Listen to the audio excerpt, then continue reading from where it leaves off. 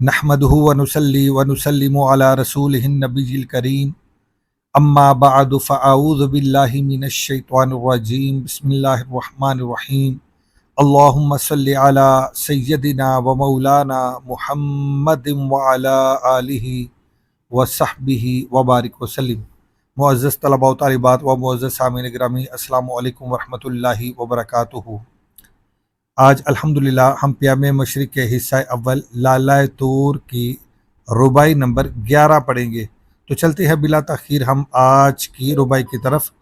اقبال رحمۃ اللہ علیہ 11ویں رباعی میں لکھتے ہیں: نوائے عشق را سازست آدم، نوائے عشق را سازست آدم، کشاید راز و خود رازست آدم، جہاں او آفرید این خوب تر ساخت، مگر باعزت امبارست آدم۔ اقبال رحمۃ اللہ علیہ آپ لکھتے ہیں، پہلے آپ اس کا ترجمہ سماعت کر لیں با محاورہ، اس کے بعد دوبارہ ہم اس کا لفظی ترجمہ کریں گے اور اس شعر کو، اس رباعی کو سمجھیں گے۔ اقبال رحمۃ اللہ علیہ آپ لکھتے ہیں کہ عشق کے نغمے کے لیے آدمی ساز ہے، نوائے عشق را سازست آدم، عشق کے نغمے کے لیے آدمی ساز ہے، انسان خود ساز ہے، کشاید راز و خود رازست آدم، آدمی خالق حقیقی کے رازوں کو کھولتا ہے مگر خود ایک بہت بڑا راز ہے۔ یہ خالق حقیقی کے بیدوں کو کھولتا ہے، رازوں کو کھولتا ہے، اس کی معرفت حاصل کرتا ہے، جبکہ خود ایک مخفی ہے، خود ایک راز ہے، خود ایک بید ہے۔ آگے تیسرے مصرعے میں اقبال رحمۃ اللہ علیہ لکھتے ہیں: جہاں او آفرید، اس دنیا کو اس مالک نے پیدا کیا، اس خدائے بزرگ و برتر نے پیدا کیا، این خوب تر ساخت، اور اس نے یعنی آدمی نے اسے مزید مزین کیا، اس کو مزید نکھارا، مگر باعزت امبارست آدم، شاید آدمی اللہ کی توفیق سے اس کا رفیق کار ہے، شاید آدمی اللہ کی توفیق سے اس کا رفیق کار ہے۔ اب اس کا لفظی ترجمہ سماعت کریں اور ساتھ اس شعر کو سمجھیں۔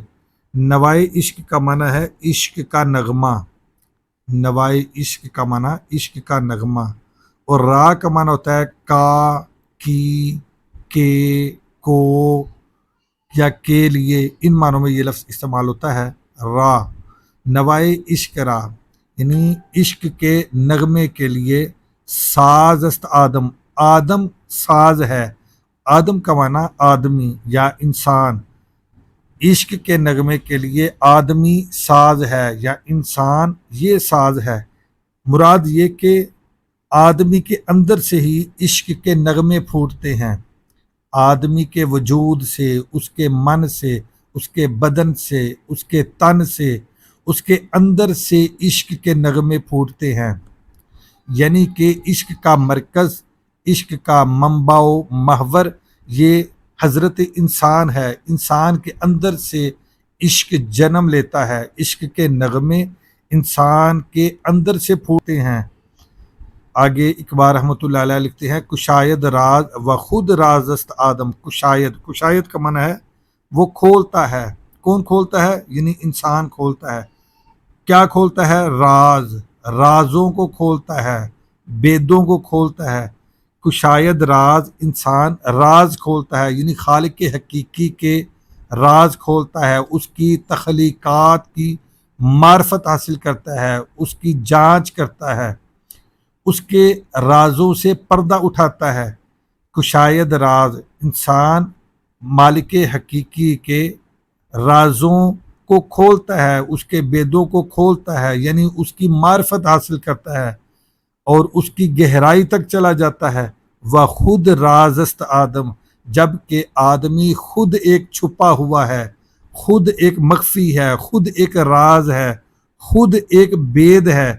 کشاید راز وہ مالک حقیقی، خالق حقیقی کے بیدوں کو تو کھولتا ہے، وہ خود رازست آدم، جب کہ انسان خود ایک بہت بڑا بید ہے، خود ایک بہت بڑا راز ہے۔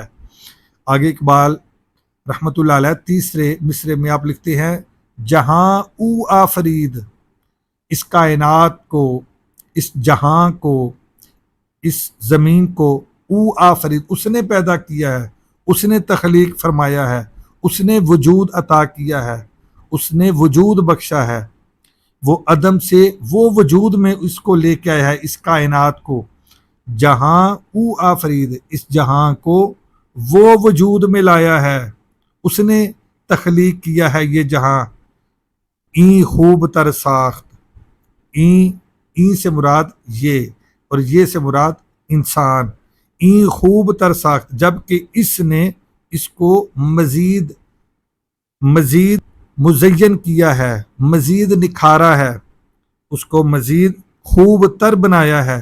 ساخت کا معنی بنانا، ساخت یعنی اس نے بنایا ہے، این خوب تر ساخت، جبکہ انسان نے اس میں مزید نکھار پیدا کیا ہے۔ جہاں او آفرید، اس نے اس کائنات کو تخلیق فرمایا اور انسان نے اس میں مزید نکھار پیدا کیا اور اس کو خوب تر بنایا، مگر باعزت انبارست آدم، شاید کہ آدمی اللہ کی توفیق سے اس کا رفیق کار ہے، مگر باعزت، شاید، مگر کا معنی شاید یا گویا، شاید باعزت اللہ کے ساتھ انبارست، انبار کا معنی ہوتا ہے ہمکار یا شریک یا معاون یا رفیق کار، یعنی اس کا ساتھی۔